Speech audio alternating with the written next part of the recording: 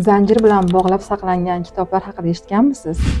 Dastlabki kutubxonalar kutubxona emas, aslida ombor sifatida tashkil qilingan bo'lib, u yerlarda dastlabki loydan tashkil topgan kitoblar saqlangan. O'rta asrlarda kutubxonada qimmatbaho qo'lyozmalar zanjir bilan bog'lab saqlangan. Avvallari kitoblar hech qachon uyga o'qib turish uchun berilmagan, chunki ularni qo'lyozma sifatida shakllantirishga bir necha 10 yillab vaqt ketgan. Bugun esa dunyo bo'yicha millionlab kutubxonalar bor va har bir kutubxonaga kuniga bir donadan yangi kitob qo'shib borilmoqda.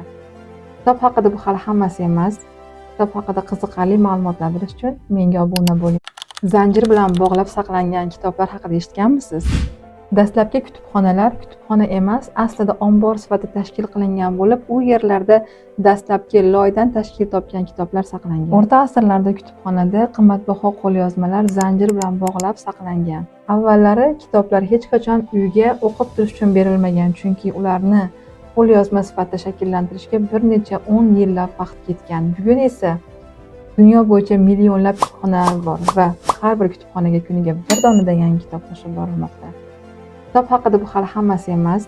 Kitob haqida qiziqarli ma'lumotlar bilish uchun menga obuna bo'ling.